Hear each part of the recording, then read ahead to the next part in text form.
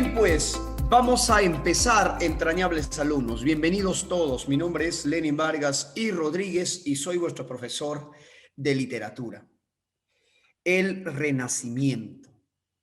Vamos hoy a hablar del Renacimiento europeo, aunque decir Renacimiento europeo es casi redundante, es ciertamente redundante. ¿Por qué? Porque el Renacimiento es un movimiento artístico y cultural que se desarrolló evidentemente en Europa.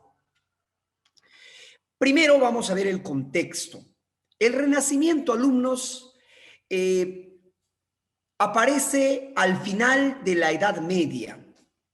En la parte final de la Edad Media va gestándose algunas doctrinas filosóficas principalmente, entre ellas el humanismo, y sobre la base teórica e ideológica del humanismo va gestándose el Renacimiento. ¿De acuerdo? El Renacimiento llega a su máximo esplendor durante el siglo XVI. Y el siglo XVI ya no es la Edad Media, es decir, ya pertenece a la Edad Moderna. Entonces, el Renacimiento es una especie, pues, de tránsito, una especie de etapa fronteriza o liminal. Nace en la Edad Media, pero ya no tiene características medievales. Bien, alumnos.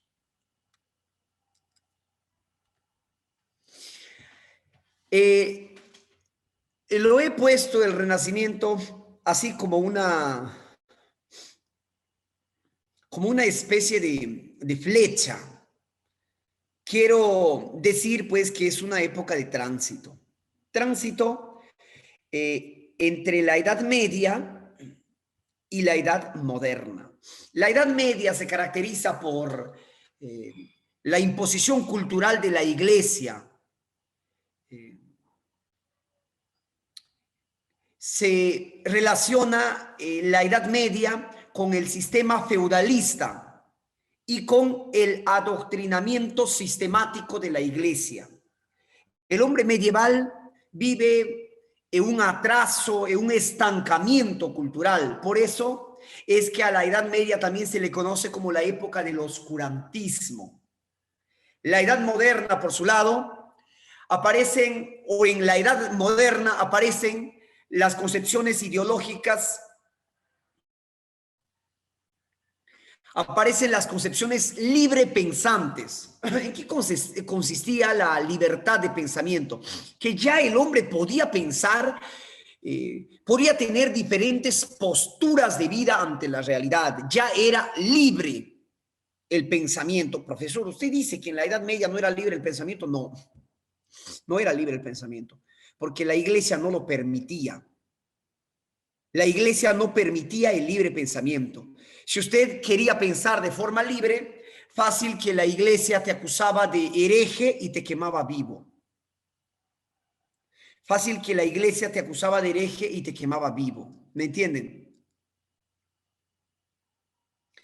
Dolorier me pregunta, ¿ahora el pensamiento es libre? Qué gran pregunta. Hijo, tú eres hijo de tu padre, has de ser para ser tan ingenioso. ¿Qué te diría? Ahora el pensamiento es libre. No es libre, o es libre pero en cierta medida, porque no te permiten pensar. Si tú te declaras antisistémico, puedes pensar pero no puedes manifestarte, porque a la medida que te manifiestas, eres desprestigiado, eres... o sea, hay mucha hostilidad para el pensamiento que no se ajusta a cómo piensan las mayorías. Hay muchísima hostilidad. Entonces, el libre pensamiento es relativo, diría yo. Es relativo. Por ejemplo, disculpen que les diga esto. Y justamente eso me recuerda en mi época en San Marcos. Era prohibido ser fujimorista en San Marcos. Era prohibido, porque si tú eras fujimorista, no te pases, te hacían bullying. ¿Qué es esto? Ese es un espectro raro. Oye, ¿qué te pasa? O sea, no había libertad. No, oye, pero teníamos un compañero que tenía pues filiaciones políticas fujimoristas.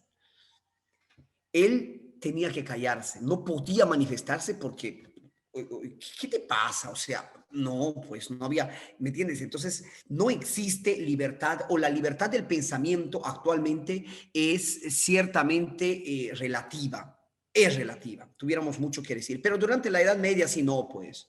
Durante la Edad Media, ahora pues al menos puedes tener cierta, puedes ser o no ser religioso, eso no es problema. Vivimos, por ejemplo, en un estado laico. Esa es una de las innovaciones del Renacimiento, los estados laicos.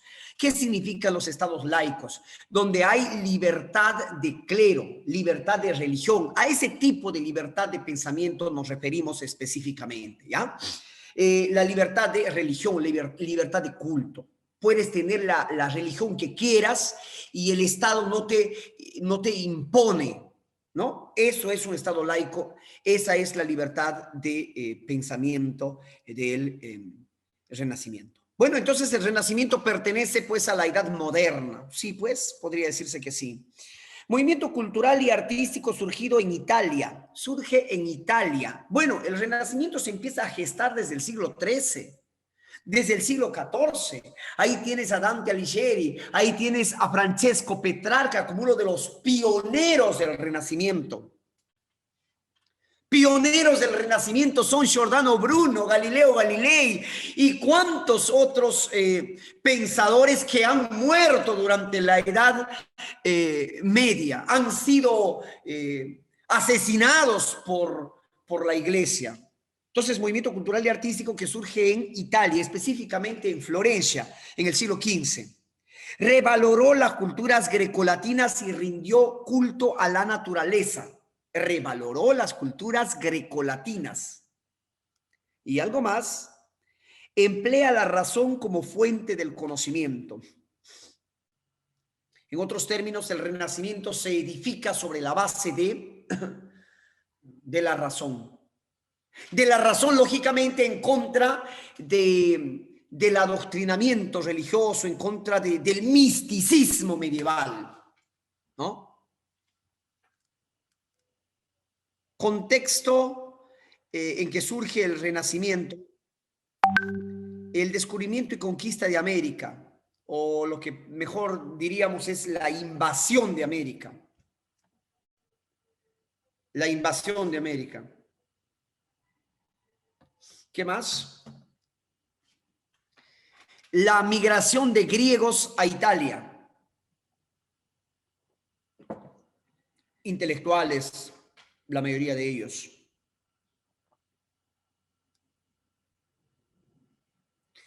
La burguesía se convierte en la nueva clase social, en la nueva élite dominante, la burguesía. Profe, y durante la Edad Media, ¿cuál era la casta dominante, la clase social hegemónica? Los señores feudales, pues, los grandes terratenientes y los clérigos, los sacerdotes, eran los más poderosos durante la Edad Media. Ahora son la burguesía. Ahora son la burguesía. Actualmente en el Perú, ¿quiénes son los que dominan el Perú? La clase influyente, la clase más poderosa, ¿los políticos o la CONFIEP? ¿Qué me dicen, muchachos? ¿Los políticos, el Congreso, Vizcarra, Merino o la CONFIEP? La CONFIEP es pues el gremio de grandes empresarios. Ahí está los Telefónica, las transnacionales, el grupo Dionisio Romero, el grupo Romero, dueños del BCP, por ejemplo.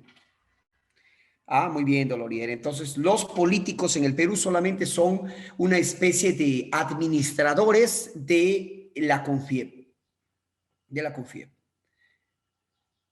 Ellos son los que dominan. Ellos sacan a Vizcarra, ellos ponen a Merino y nosotros creemos que nosotros no tenemos una buena interpretación. Creemos que las cosas se las decide allí en el Congreso. No, no deciden nada, ellos están cumpliendo órdenes de sus superiores. Bien, la caída de Constantinopla es otro factor importante durante el final de la Edad Media.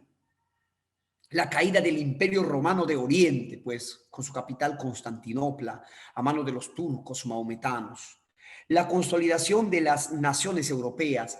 O sea, durante el Renacimiento aparecen ya las naciones europeas como tales, Alemania, España, en tanto naciones, ya no son reinos como en la Edad Media. ¿Me entienden? Y la invención de la imprenta por Gutenberg, eso es un factor también importante porque durante la Edad Antigua, durante la Edad Media, la escritura o los libros se escribían pues de forma a manuscritos, ¿no? Eran manuscritos todos. Con la invención de la imprenta se empiezan pues a publicar los textos de forma sistematizada. Algo más, alumnitos. Durante el Renacimiento aparecen textos de botánica, de biología, textos de historia, aparecen mapas importantes, aparecen instrumentos de navegación como la brújula, el astrolabio. Los pesados navíos medievales son reemplazados por las prácticas y frágiles carabelas. O sea, el Renacimiento es el despertar de la tecnología, el despertar de la ciencia. Oye, a veces yo me pregunto, ¿qué hubiera pasado con el mundo si no hubiera sido la Edad Media? 1000 años de estancamiento. La Edad Media duró 1000 años aproximadamente. Oye, 1000 años de estancamiento científico. ¿Qué sería del mundo hoy si no hubiera sido la edad, si no hubiera sido la iglesia, la religión, si no hubiera sido el estancamiento medieval? ¿Ustedes se imaginan, por ejemplo, la ciencia cuánto avanzó en los últimos 20 años, en los últimos 30 años? Cuando yo estaba en el colegio no teníamos computadora, no llevábamos computación porque no existía, no lo conocía la computadora, no había corriente eléctrica allí en mi aldea. ¿Hace cuántos años? 20 años, hace poquísimo. 20 años más tarde, yo desde mi aldea estoy dictando clases a todo el mundo. Increíble, ¿verdad? ¿Y qué hubiera sido sin esos 1000 años de estancamiento?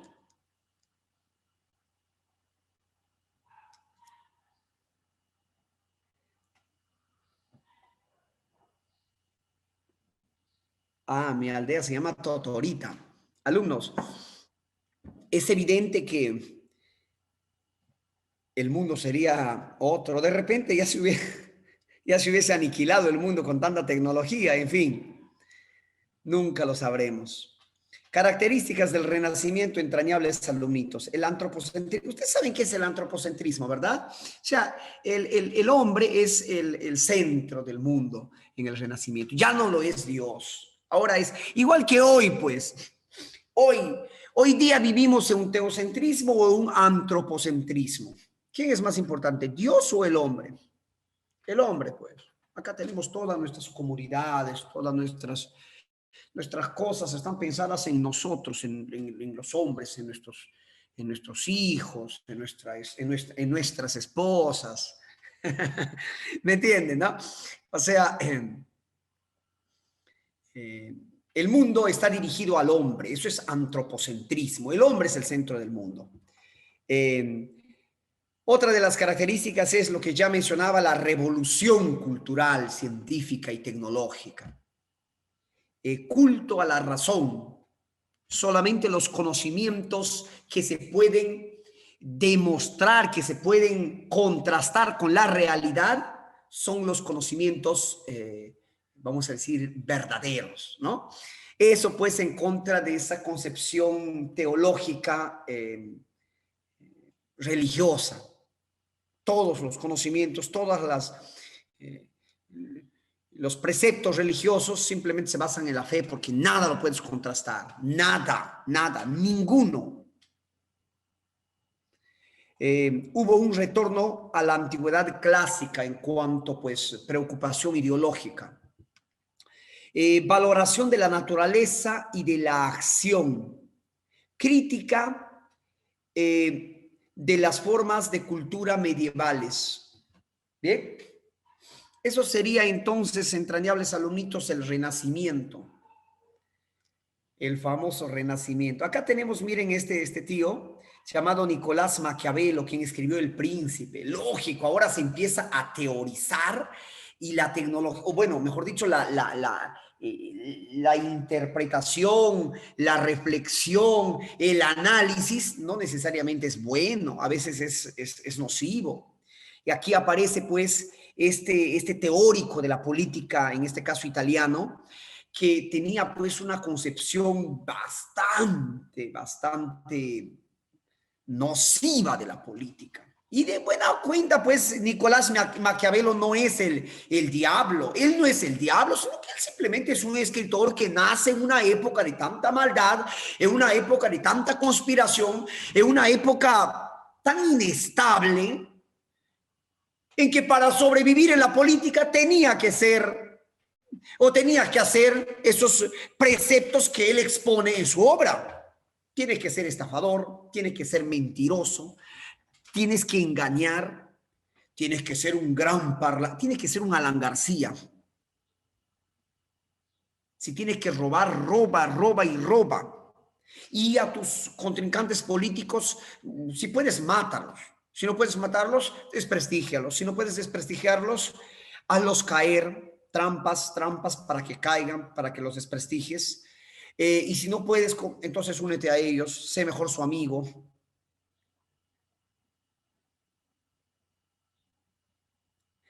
Toda esa podredumbre de la política, toda esa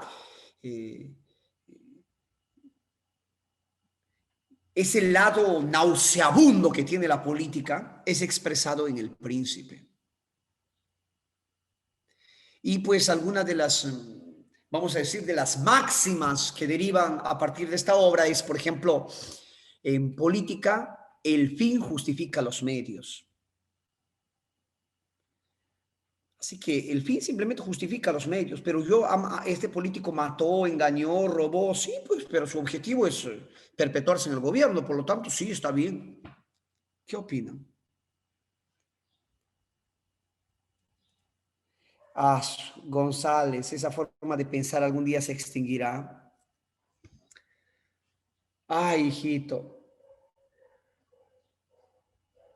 yo creo que sí, sí se va a extinguir. Hay algunos pueblos en el mundo hoy día que nos dan mucha esperanza en el mundo, mucha esperanza en el hombre.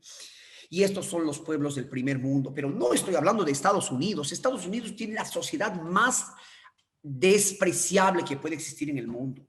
La sociedad norteamericana es peor que la sociedad peruana, podrida, corroída, degenerada. No, no hablo de Estados Unidos. Hablo de países como Finlandia, Islandia, Noruega, Dinamarca, todos los países del norte de Europa, los países escandinavos, donde la verdad que la corrupción es mínima o casi imperceptible o casi no existe. Hay una cárcel en Noruega donde los trabajadores tienen los prisioneros tienen una tarjeta. El Estado les carga, pone dinero. Claro, ellos hacen algún tipo de trabajo. Hay un market en la cárcel. Noruega. Los presos van al market. En el market no hay nadie quien venda no, simplemente tomas tu producto y pasas tu tarjeta, pagas. nadie roba en la cárcel. Qué bárbaro. Yo cuando he visto un reporte de esa cárcel me quedé, pero ¿tú te imaginas en la cárcel? En la cárcel no roban. Profe, ¿qué es eso? ¿Ese es el mundo? ¿Ese es este mundo o ese es el cielo? Sí, pues, o sea, esos países todavía nos dan mucha esperanza, ¿no? Algún día podríamos probablemente, claro, nosotros ya no, probablemente nuestras generaciones, ¿no? Pero eso es producto, pues, de la educación, alumnos. Esos países es de primera. La educación en esos países es de primera. Pero, profe, ¿por qué nuestra educación es mala? Tanto nos quejamos que es mala, que es mala y es mala. ¿Y por qué demonios no hacemos algo por cambiarlo? Porque ¿cuál es nuestro sistema político imperante? El neoliberalismo. En países neoliberales, o sea, la educación es el principal instrumento de dominación ideológica. En países neoliberales, la educación tiene que ser mala para que el sistema perdure. Pero si estamos en un país, pues, con un sistema político diferente, un sistema político donde la mayoría está beneficiado y no solamente los grandes millonarios, entonces necesitas una muy buena educación para que te resista, para que el sistema para que la gente soporte al sistema, ¿me entiendes? Necesitas gente de primer nivel, pues. Yo les hago una pregunta.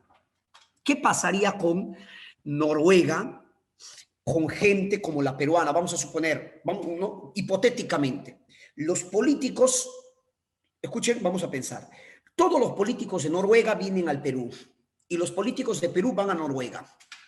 Yo les pregunto, ¿Noruega resiste un año? No, porque estos políticos se lo empiezan a robar a Noruega, pero en peso. La pregunta es, ¿y el Perú resistirá un año?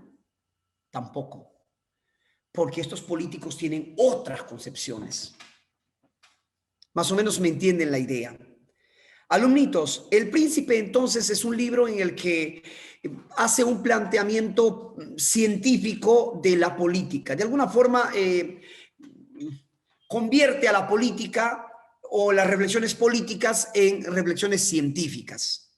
Ya les decía, el fin justifica los medios, sería uno de las máximas que se puede interpretar después de leer este libro. Planteaba también la importancia de buenas leyes, un buen ejército para sofusgar y para someter al pueblo. Instaura un estado laico. Un estado laico significa donde no haya pues una religión oficial u obligatoria. Exaltación del nacionalismo y concretar el poder en un solo monarca. En Italia, ¿quiénes serán los representantes del Renacimiento? Ludovico Ariosto con su libro Orlando Furioso. Claro, el príncipe de Nicolás Maquiavelo también es de Italia. Y Jerusalén libertada de Torquato Tasso. En Francia tenemos la figura de Michel de Montaigne. Apunta, es el creador del ensayo, del género ensayo. Creador del género ensayo. Profe, ¿qué es el ensayo? El ensayo es un documento, un escrito en el que se reflexiona sobre un tema determinado. Por ejemplo, yo puedo hacer un ensayo sobre la política peruana actual. Reflexiono sobre la podredumbre de nuestros políticos. Michel de Montaigne es el creador del ensayo, del género ensayo, entonces. En Francia también tenemos a Franco Rabelais, autor de Gargantúa y Pantagruel, la historia del gigante Gargantúa y de su hijo Pantagruel, estos gigantes muy dados al placer y a la borrachera. En Inglaterra, Tomás Moro escribe su obra Utopía. Utopía, queridos alumnos, es un libro en el que de alguna forma, pues, plantea una teoría, una teoría de un mundo idóneo, de un mundo ideal, de un mundo perfecto. Lógicamente que solamente pertenece este mundo perfecto, este mundo ideal, a las ideas, a las ideas.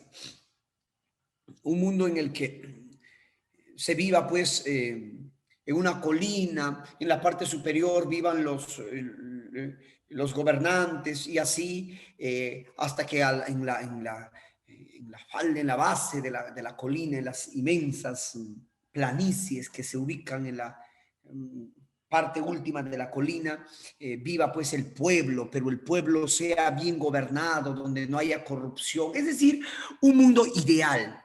Y desde entonces el término utopía se convierte en lo irreal o lo irrealizable, ¿no es cierto? Algunos chicos dicen, mi sueño es vivir en una isla, vivir en una isla para no tener vecinos. Esa es una utopía. ¿Dónde vas a encontrar una isla? Algún día lo voy a hacer. Sobre todo ustedes los jóvenes son muy imaginativos. Nadie como ustedes. Ustedes son las personas más optimistas de todas. Vamos a suponer, de todos los jóvenes peruanos, solamente dos van a triunfar. Yo voy a ser uno de ellos, dicen. Yo voy a ser. ¿No? Creen que ustedes van a hacerlo. Muy optimistas son ustedes. Son muy utópicos. Queridos alumnitos, y además, John Milton escribió El Paraíso Perdido.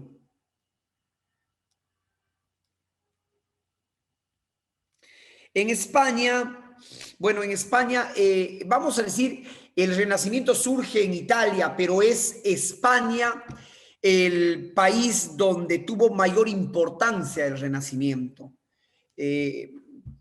Precisamente el Renacimiento es entendido como el siglo de oro de la literatura española. Acá tenemos al gran poeta Garcilaso de la Vega. No vayas a decir que es el Inca, no, no, no, no. Es Garcilaso de la Vega, el poeta del siglo XVI, poeta renacentista, autor de sus églogas, de las famosas églogas. Aparecen novelas como El Lazarillo de Tormes. Ah, muy bien, González, más conocido como el Petrarca español, así es. Novelas como El Lazarillo de Tormes. Aparece la figura de Fray Luis de León. Estos poetas tuvieron mucha influencia de los italianos, de los precursores del Renacimiento, de la poesía italiana. ¿Qué tal, alumnos? ¿Hasta acá alguna pregunta, por favor?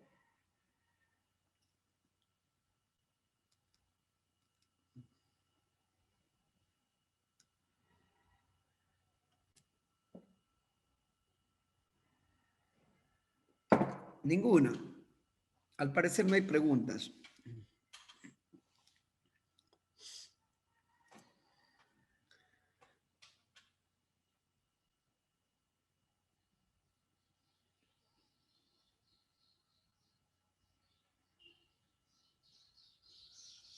¿Todo bien entonces, muchachos?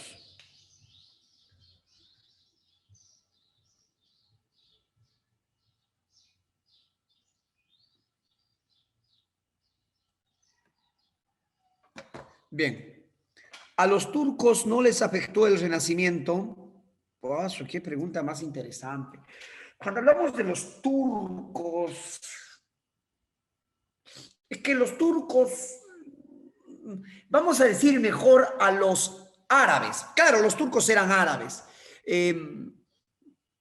¿Les afectó el Renacimiento? Sí. El Renacimiento, cuando hablo de afectó, no significa que les perjudicó, sino que implicó también a su cultura. En toda Europa y parte de Asia, aparecen los avances del Renacimiento. Durante el Renacimiento, los árabes perfeccionan sus técnicas de guerra, por ejemplo, los turcos. Han conquistado muchos pueblos y son los grandes invasores. Precisamente son turcos los que toman el Imperio Romano de Oriente.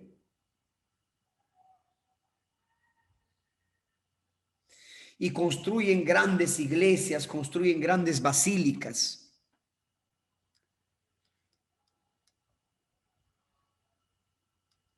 Seguimos. En Holanda tenemos a Desiderio Erasmo de Rotterdam, autor de El Elogio de la Locura. Y en Portugal, Os Lusíadas es el gran libro de Luis de Camões, que trata sobre el viaje de Vasco da Gama alrededor del mundo. Los portugueses son una estirpe, vamos a decir, una estirpe muy orgullosa de sus ancestros. Según los portugueses, ellos han sido los pioneros de los grandes viajes exploradores durante el Renacimiento.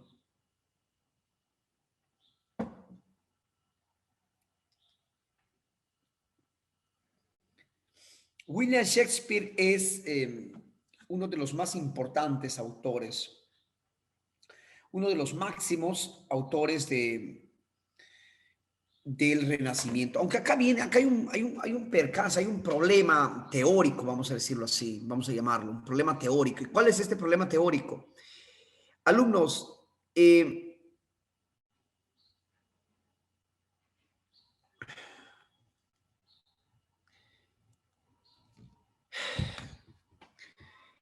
Renacimiento coexiste con el Barroco.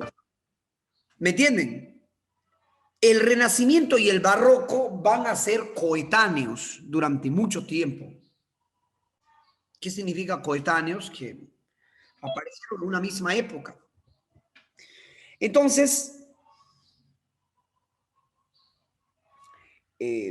autores como Shakespeare, que han sido tradicionalmente pues estudiados o ubicados en el Renacimiento, actualmente se evidencia que más bien pertenecen al Barroco.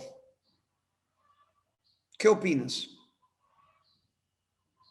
Repito que el Barroco y el Renacimiento fueron coetáneos, coexistieron. ¿Cuál es la principal característica del Barroco con respecto al Renacimiento? El Barroco es un arte un poco más recargada, un arte en el que el lenguaje, por ejemplo, en términos de la literatura propiamente dicha, es un lenguaje grandilocuente, un lenguaje un poco más complejo, hay figuras especiales, no es un lenguaje tan clásico, tan casto y tan sencillo como en el Renacimiento. ¿Qué más? En el Barroco, por ejemplo, existe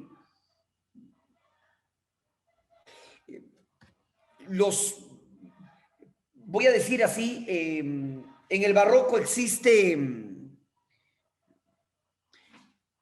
puntos o temas o personajes antagónicos. En el Renacimiento no necesariamente, se puede hablar de un bueno y bien, hay todo un bueno, un regular, no. En el Barroco no, en el Barroco si hay un bueno tiene que haber un malo. Si hay un cuerdo tiene que haber un loco. Si hay un flaco tiene que haber un gordo. Si hay un realista tiene que haber un idealista.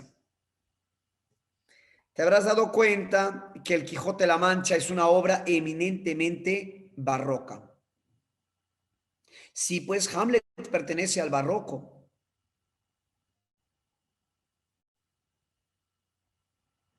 Dijimos que sí, Dolorier, sí les afectó el Renacimiento a los turcos. Hamlet pertenece al barroco. Sí. Bien, seguimos. William Shakespeare, conocido como el Cisne de Avon. Su objetivo nunca fue la originalidad. No le interesó ser original. Más bien, él recogió algunas leyendas, algunas narraciones sin mucha importancia y gracias a su genio creador las dio forma y las convirtió en esos grandes monumentos que hoy día conocemos, como por ejemplo Romeo y Julieta. Se dice que Romeo y Julieta es una leyenda popular, una leyenda urbana de Verona. Hay algunas crónicas que cuentan que Romeo y Julieta sí existió, dice que fueron, claro, no pues con tanta magnificación, simplemente dos muchachos que sus papás no querían que se casen porque eran muy jóvenes y se mataron pues en Verona. Pero Shakespeare, gracias a su gran genio creador, lo convierte pues en ese gran monumento de la literatura que hoy día conocemos como Romeo y Julieta. Más o menos me entienden la idea, ¿verdad? Imaginen, Shakespeare, por ejemplo, hubiera dicho, Anderson, oye, cuéntame, he sabido por allí que has tenido muchos, no sé, desaciertos sentimentales, emocionales, como que, ¿no? Quiero saber, a ver, un amigo de Anderson, voy a Dolorier, él me va a contar las penurias sentimentales de su compañero. Entonces, yo soy Shakespeare y voy a escuchar todo eso y a partir de esas, vamos a decir, comentarios, anécdotas, voy a convertir una obra, pero un monumento de la literatura contemporánea. Más o menos esa es la idea, ¿me entienden? ¿Me entienden, muchachos? Esa es la idea de Shakespeare. A Shakespeare se le consideraba así, como el que convertía el plomo en oro. Profe, ¿y qué es el plomo? Lógicamente es una figura, ¿no? Es una metáfora. ¿Qué es el plomo? El plomo es un metal barato, un metal rústico. Y el oro, el más fino de todos. Entonces él convierte el plomo en oro. ¿Qué es el plomo? El plomo es esas historias sin importancia que ha escuchado. Eso es el plomo. ¿Y qué es el oro? Romeo y Julieta, Hamlet, Otelo. ¿Me entienden? Eh,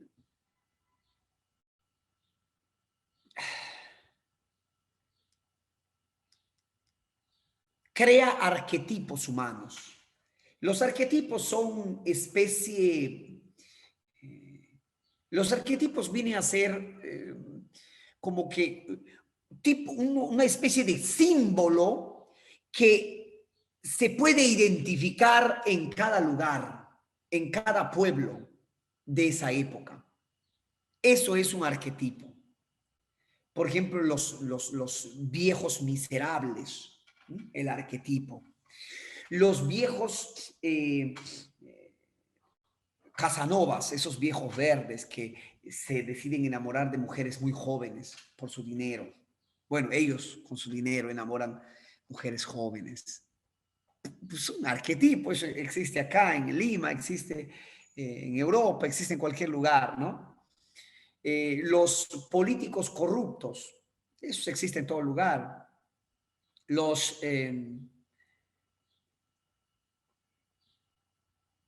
otro arquetipo, los políticos ignorantes. Bueno, al menos acá en Perú sí existe, ¿no? ¿Qué te parece el caballero Acuña? Ese es un arquetipo. Es de, en todo lugar hay una Acuña. En cada lugar hay una Acuña. Eso es un arquetipo. Otro arquetipo, ¿quién sería, por ejemplo? Eh, la señora chismosa. Esa señora que cada que sales ya está mirando, ya está comentando de ti, que si todo habla. Esas hay acá en mi barrio y en el tuyo seguro que sí, ¿no? Eso es el arquetipo.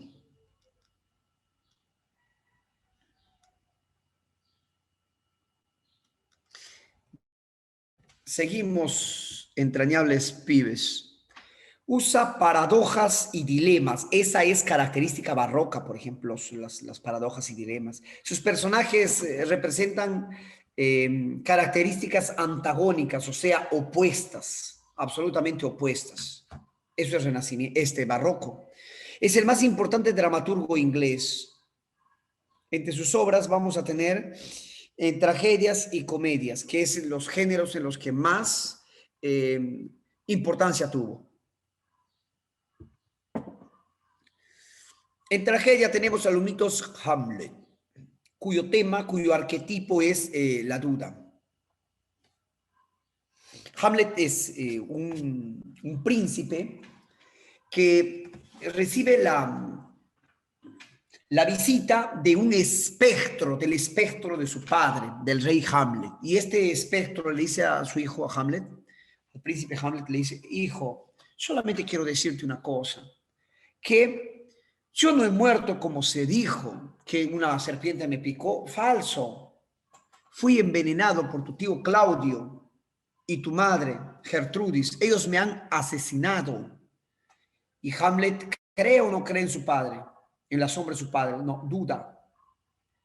Decide comprobar si es verdad. Y bueno, finalmente lo comprueba, pues. Y finalmente, pues se dan las grandes tragedias, ¿no? Hamlet mata a Laertes, Hamlet y Laertes se baten en un duelo, mueren, van a herir con esa flecha envenenada también al rey Claudio, Gertrudis va a tomar la copa de vino, en fin, todos van a morir salvo Fortimbras. El rey Lear es el arquetipo del amor paternal, Otelo de los celos, el rey moro Otelo se ha casado con Desdémona y la cela demasiado, pero Desdémona también es pues, es terrible, le deja 5 minutos y Julio César, el arquetipo de la traición, Macbeth de la ambición, Antonio y Cleopatra de la infidelidad. Y por lado de las comedias vamos a tener El mercader de Venecia, que tuvo influencia de una obra llamada El judío de Malta. La tempestad, el ideal educativo sería el símbolo, el arquetipo.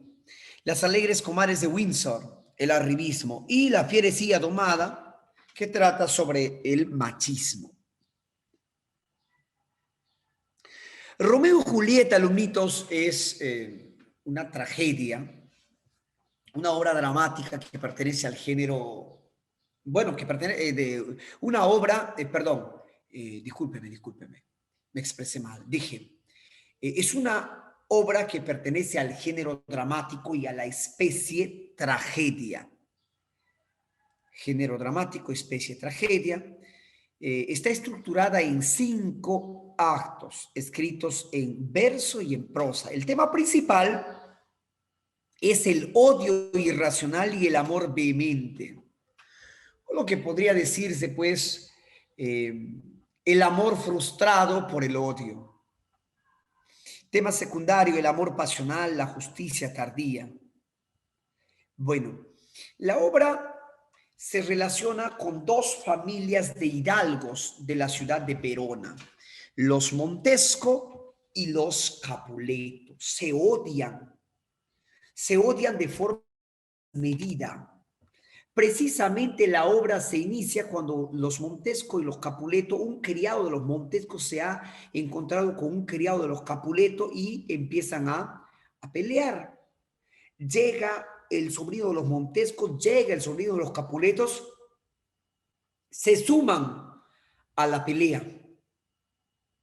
Llega el señor y la señora Montesco, llega el señor y la señora Capuleto, se suman a la pelea. Llega en ese momento el príncipe Escalus de Verona y hace las paces. Por su lado, la señora Montesco dice, uy, pero suerte que nuestro hijo Romeo no estuvo en este vergonzoso bochorno. Qué bien que no haya estado mi hijito Romeo. Por cierto, dice la señora Montesco, León, vení. Tía, ¿qué pasó? ¿Visto a mi hijo Romeo? Sí, tía, pero no es que yo sea chismoso, pero tía, ¿sabes qué? Se dice que Romeo está terriblemente enamorado de Rosalía. Sí, fíjate, tía. No es que yo sea chismoso, pero también se dice que Rosalía no quiere saber nada de Romeo. No es que sea chismoso. Además, tía, no es que sea chismoso, pero me he enterado que el príncipe París ha pedido la mano de Julieta, de la hija de los Capuleto. No es que sea chismoso, tía, pero eso se dice. Ah, interesante. El príncipe París ha pedido la mano de Julieta. Se sabe además que el padre de Julieta, Capuleto, decide no opinar, decide que sea su hija quien decida. Y deciden organizar una fiesta, van a organizar una fiesta para que los jóvenes se conozcan. Bueno, los Capuleto organizan la fiesta. Romeo, sin embargo, se entera de la fiesta. Romeo, su primo Benvolio y su amigo Mercucio asisten a la fiesta. Obviamente asisten enmascarados. Enmascarados asisten a la fiesta.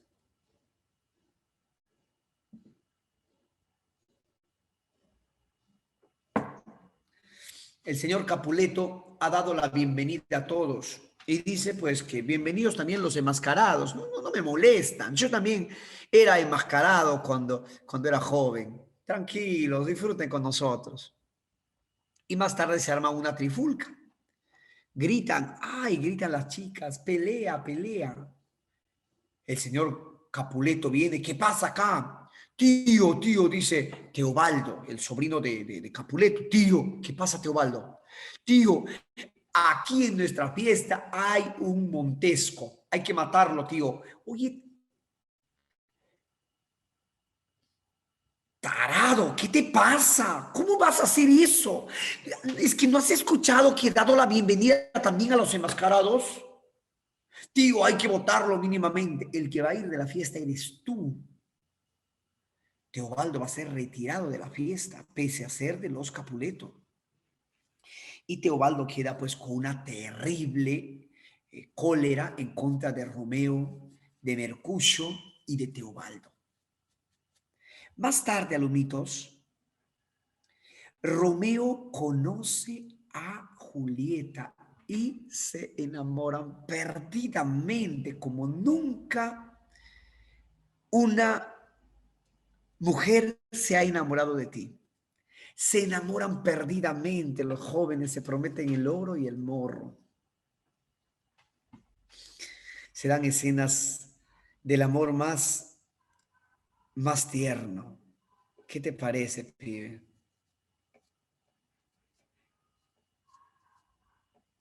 Más tarde, Julieta está en su balcón cuando la fiesta ya ha terminado.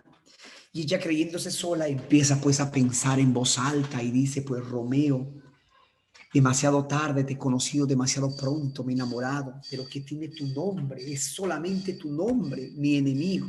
Cámbiate de nombre, entonces podré amarte libremente. Romeo, te amo y sería capaz de dejar todo e ir a los confines del mundo contigo. ¿Se da cuenta Julieta que Romeo estaba ahí? Romeo dice: Altas son las murallas y difíciles de escalar. Si alguno de los míos te encontraría y sabiendo que eres un Montesco, seguramente te asesinaría. Más asesinos son tus ojos, vida mía, dice Romeo. Mírame sin desprecio y seré capaz de vencer al odio. Julieta le dice, si el manto de la noche no cubriera mi rubor de virgen, seguramente me sonrojaría al saber que todas mis recónditas ideas fueron ya escuchadas por ti. Si tú me preguntas si te amo, ya lo sabes. Si yo te pregunto si tú me amas, sé que me dirás que sí. Es por ello que, si tus sentimientos son puros y sinceros conmigo, dile al mensajero que mañana te enviaré para casarnos. Alumnos se acaban de conocer, se acaban de enamorar y deciden casarse. ¿Cómo son los jóvenes, caramba? Los jóvenes de hoy en día. Romeo va desesperado a buscar a Fray Lorenzo, toca la puerta y Fray Lorenzo no sale, pues. Y ahí va, dice. Ahí va. Ahí va. Ahí va, carajo. ¿Qué quiere, Romeo? Tranquilízate, dice Fray Lorenzo.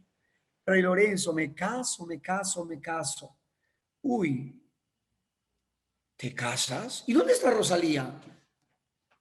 ¿Ah? ¿Dónde está Rosalía? ¿Ah? ¿Dónde está Rosalía? Ah, Rosalía. No, ya no, Fray Lorenzo, ya no, ahora ya fue Rosalía. Ahora estoy enamorado de Julieta. Fray Lorenzo le reclama a Romeo. Pero bueno, si su decisión es esa, tampoco se puede oponer.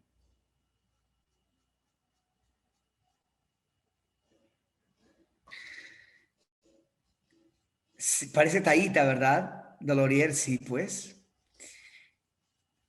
Decide entonces casarse. Y Fray Lorenzo les va a casar. Fray Lorenzo casa a Romeo. Obviamente en secreto. Romeo y Julieta se casan en secreto.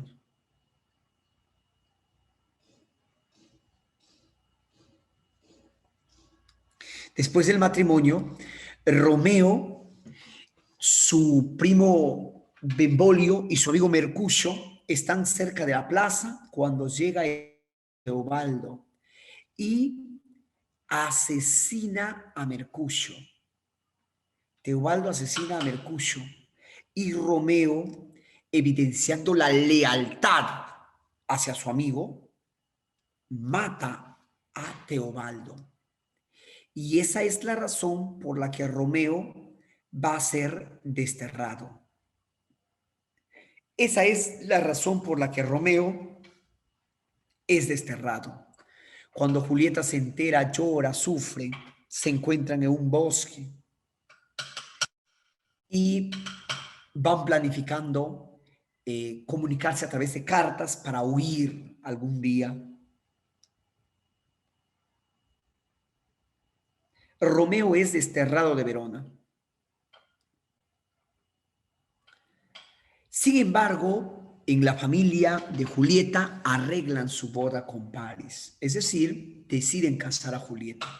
Julieta, desesperada, busca a Fray Lorenzo.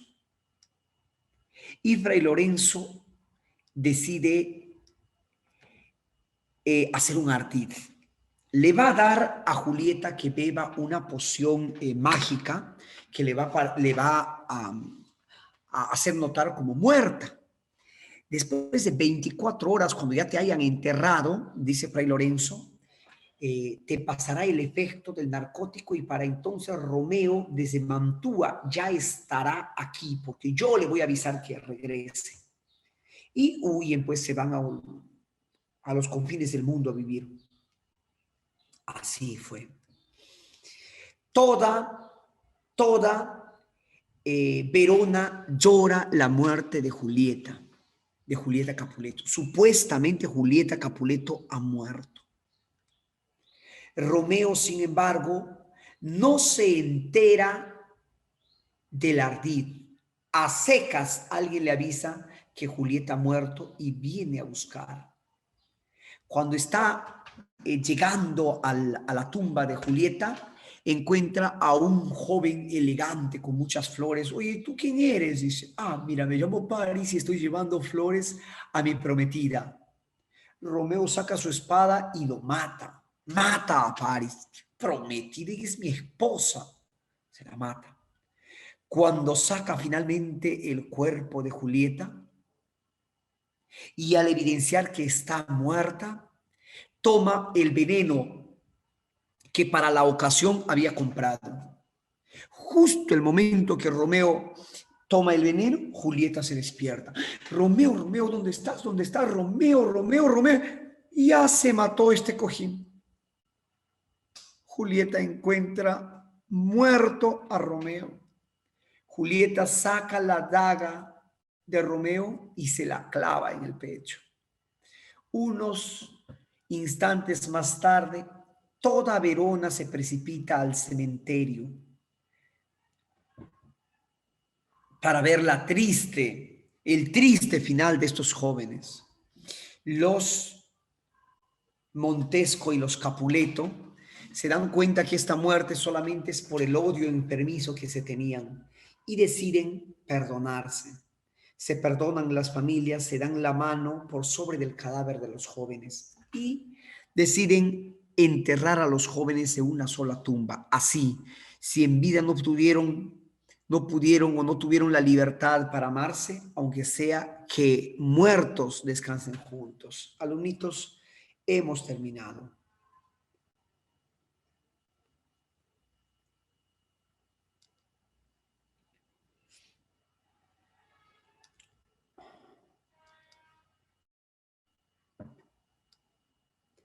Bien, muchachos, aquí estamos. Tenemos 20 minutos para desarrollar este material. Ahora todas las preguntas son tipo DECO. ¿Han visto ya?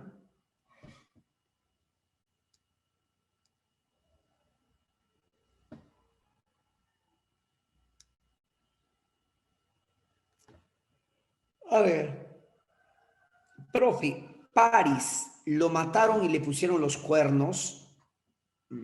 París. No, pero ¿por qué cuernos a París? Dolorier, explícate bien.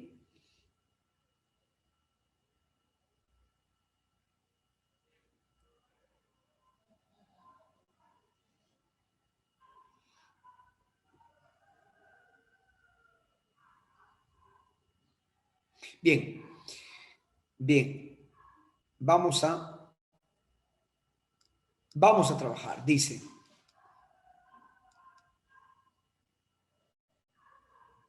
ah, pero no le pusieron los cuernos porque él nunca se casó o sea, él no estuvo relacionado, vinculado con Julieta. Solamente querían pactar el matrimonio. ¿Me entiendes?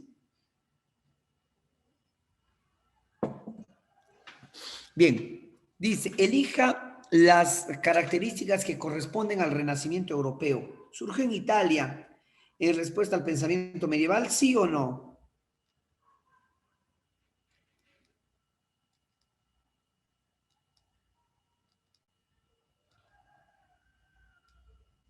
Sí. ¿Se utilizó como base ideológica el humanismo? Sí. El humanismo fue la base, el sustento ideológico. Ese humanismo que surgió en la Edad Media, ¿eh? Rescató principalmente el afán didáctico grecolatino, principalmente, bueno, no principalmente. El Renacimiento no es un movimiento didáctico propiamente dicho. Hubo un antropocentrismo y una exaltación de la naturaleza, sí.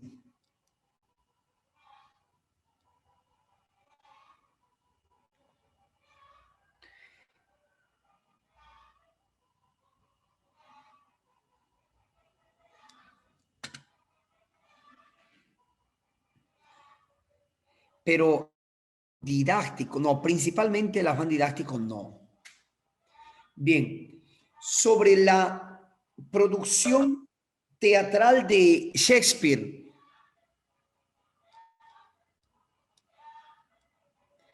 marque la secuencia correcta del valor verdad o falso. Se enmarca en el Renacimiento y el Barroco, verdad. Sus obras son temáticamente originales, no, falso. Combina elementos trágicos y cómicos. A ver.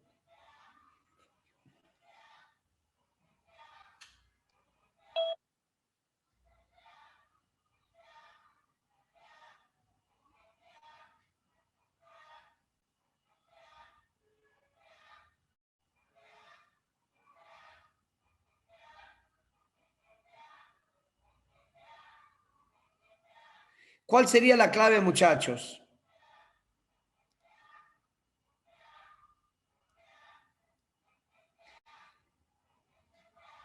¿Qué les parece la C? Ah, ya lo dijo, Dolorier, muy bien. Dos es la C, muy bien, Dolorier. Wow, choque también. Excelente. ¿Quién puede leer esto?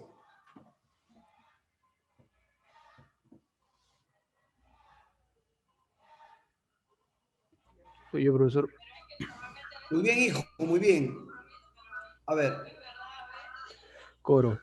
En la hermosa Verona, donde ponemos nuestra escena, dos familias, semejantes en dignidad, inician una nueva discordia por un antiguo agravio. ¿En qué sangre de ciudadanos mancha manos de ciudadanos? De las faticias entrañas de estos dos enemigos nace una pareja de amantes de mala estrella, cuyas desventuras y lamentables catástrofes sepultan en su muerte la discordia de sus padres. El terrible desarrollo de su amor, marcado por la muerte, y la larga cólera de sus padres, que solo pudo suprimir el final de sus hijos, forman ahora el trágico de 2 horas de nuestra escena. Muy bien. Excelente, gracias, hijo. Con respecto al fragmento anterior, que corresponde al inicio de la obra Romeo y Julieta, elija la alternativa correcta. El coro por lo expuesto por el coro, se deduce que es un drama renacentista. El coro participa como un personaje y testigo dentro de la representación. Se detalla el motivo por el que surgió el odio entre aquellas familias. El odio entre familias ha ocasionado varias muertes en Verona. ¿Cuál sería?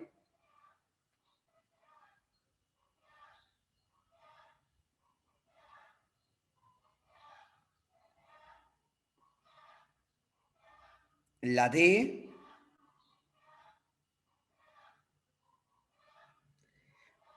Habla.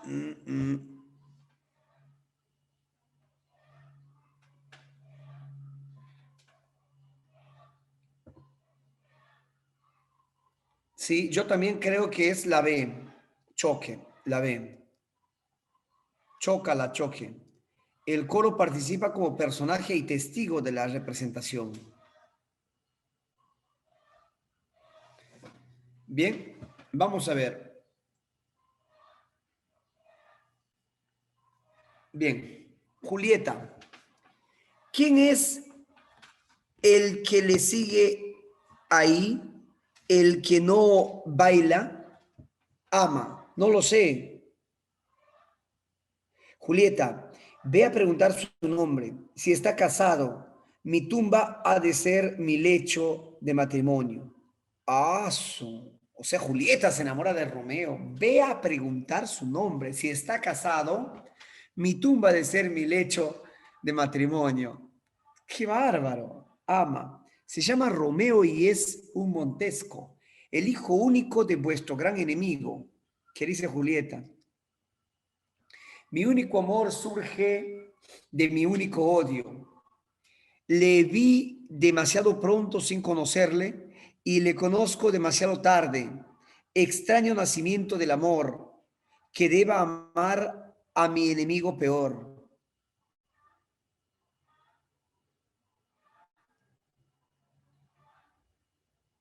Ok, ok.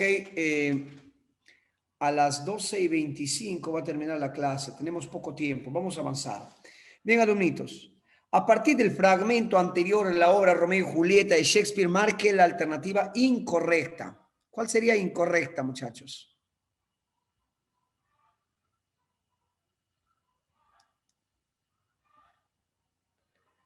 ¿Cuál sería, alumnitos? Ya, no se preocupe, señorita Sandra Jurado. Hasta las, o mejor dicho, hasta la 1:25. Nos quedan 8 minutos. Bien, Romeo y Julieta se conocieron en una fiesta. Se emplea la prosa con elementos de la poesía. Romeo es el primero de quien Julieta se ha enamorado. Julieta descubre las malas intenciones de los Montesco. Uy, nada que ver, ¿no? Nada que ver. La D. La clave es la D. Alumnos, a la 1:30 ustedes tienen examen. ¿De acuerdo todos? La clave es la D. ¿Sí?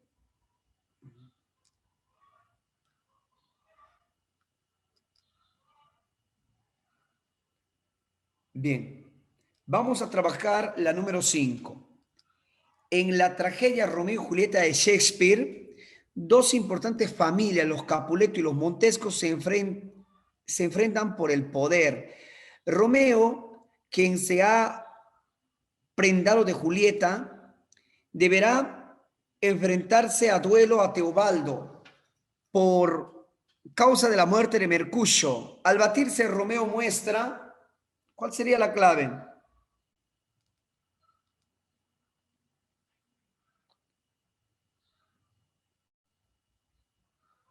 Muy bien. Qué grandes alumnos, ¿eh? La sé. La sé. A ver, un alumnito o alumnita que lea este texto. ¿Quién puede hacerlo? Rapidísimo.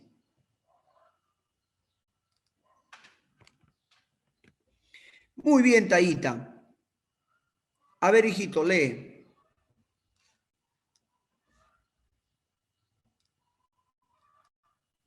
Querida Julieta, ¿por qué sigues siendo tan bella? ¿He de creer que el incorpóreo genio de la muerte esté enamorado y que ese flaco monstruo aborrecido te guarde aquí en el oscuro para que sea su amante? Por miedo de eso, quiero quedarme siempre contigo, sin volver jamás a marchar a este palacio de noche sombría. Aquí, aquí me he de quedar con gusanos que son tus camareras. Ah, aquí pondré mi descanso eterno y sacudiré el yugo de las estrellas, enemigas, quitándolo de esta parte del mundo, Del mundo. de fragmentos de Romeo y Julieta. William Shakespeare se puede inferir que el protagonista. A ver, ahí nomás, hijo, ahí nomás. Gracias. No se te escucha muy bien, algo entrecortado. Bien, del fragmento anterior de la obra Romeo y Julieta de Shakespeare, se puede inferir que el protagonista...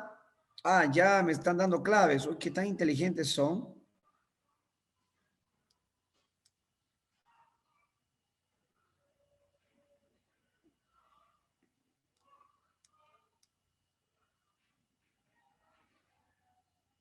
Tranquilos, miren bien, ¿eh? Miren bien.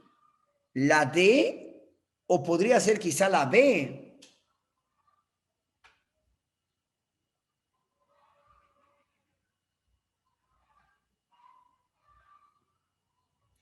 Mira, dice, querida Julieta, ¿por qué sigues siendo tan bella?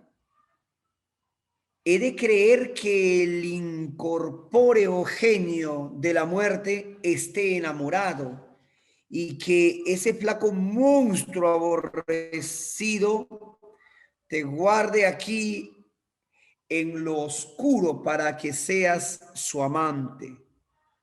Por miedo de eso quiero quedarme siempre contigo, sin volver jamás a marchar. Muchachos, ¿cuál es la clave?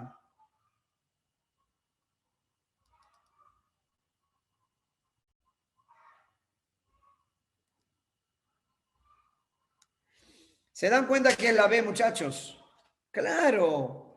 Quiero quedarme aquí para siempre contigo. Es de, como dice, de ley, ¿no? Dolorier. Sí, pues lejos, ¿no? Lejos. Es la B. Muchachos, el antropocentrismo en la literatura, el antropocentrismo en la literatura del Renacimiento europeo consiste,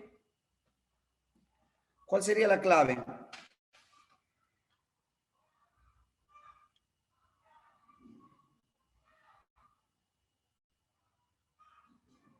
La C, ¿no? Sí, está bien, la C. Y la última, ¿qué autor europeo es considerado el creador del ensayo?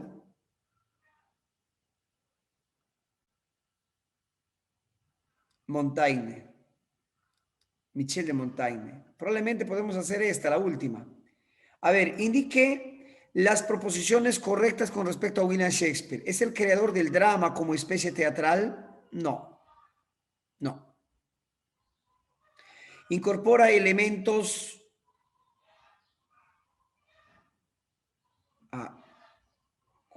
¿Incorpora elementos de la mitología grecolatina? Sí. Profundiza en la psicología de los personajes de alguna forma. ¿Respeta las tres unidades aristotélicas? No. ¿Recurre exclusivamente a escenarios nacionales? No. La B. Muchachos queridos, me despido de ustedes. Porque estas ya son muy... Bueno, este material está muy bueno. Se queda para ustedes algunas preguntas. ¿Bien? Pocas en realidad. Bien, me ha indicado que ustedes a continuación van a tener un...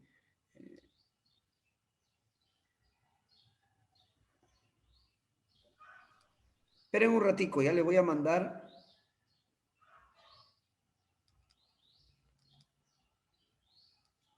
Quiero enviar, muchachos, un material.